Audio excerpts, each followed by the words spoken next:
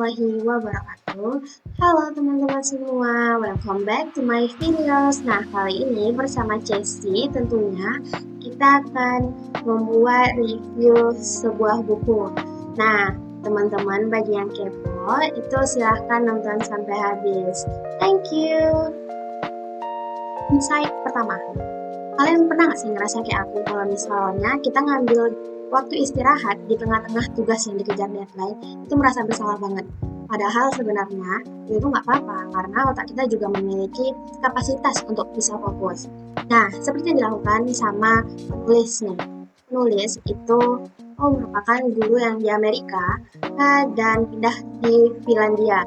Nah, pada di Finlandia itu dia menerapkan model pembelajaran yang ada di Amerika, di mana dia terus mengajar tanpa adanya istirahat, yang membuat siswa-siswanya ternyata itu frustasi, terus gampang nggak fokus, dan juga mudah stres ya teman-teman. Nah, ternyata dia juga belajar nih, mau menerapkan hal-hal yang ada di Finlandia. Salah satunya itu dengan sistem unik yang dilakukan Finlandia dengan cara memberikan 15 menit waktu istirahat, teman-teman. Sekali lagi, 15 menit waktu istirahat untuk 45 menit mata pelajaran. Nah, di sini hasilnya itu siswa justru lebih bisa fokus, terus juga nggak gampang stres, dan akan cepat mudah terserap informasi itu ke otak jangka panjang. Nah, hal ini dikarenakan itu ketika kita diberikan waktu istirahat, maka otak bakal menyerap informasi yang ada lalu disimpan ke dalam memori jangka panjang. Baik, kedua. Nah, gaya hidup sekarang itu kebanyakan memaksa kita untuk berdiam, mengerjakan sesuatu di meja maupun di depan layar. Nah, kalau bisa dipikir-pikir itu tuh membuat otak kita makin lama makin gak sehat, teman-teman. Nah, ternyata di Finlandia itu mereka membuat solusi nih. Nah, gerakannya itu disebut dengan finish school on the move. Nah, ini supaya anak-anak tadi itu nggak cuma pasif duduk. Nah, salah satu metode yang digunakan mereka itu active gallery walk, di mana siswa-siswa itu alih-alih mendengar presentasi nih yang bikin ngantuk pastinya, itu siswa diminta untuk berkeliling kelas dengan melihat-lihat nih hasil karya dari teman-temannya yang lain.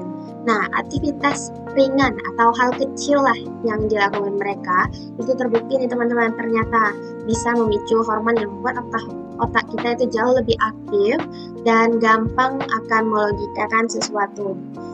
Nah, otak kita kan bakal bekerja lebih maksimal saat tubuh kita itu bergerak, bukan cuma diam di depan laptop yang berjam-jam. Insight ketiga, banyak orang yang kalau misalnya berpikir makin banyaknya benda atau banyaknya hiasan kreatif di dalam suatu ruangan, maka kita akan jauh lebih fokus terhadap pekerjaan kita. Nah, kalian itu tim setuju atau tidak? Nah, perlu diketahui kalau misalnya di buku ini, orang Finlandia itu justru berprinsip less in more. Sedikit itu jauh lebih baik, teman-teman.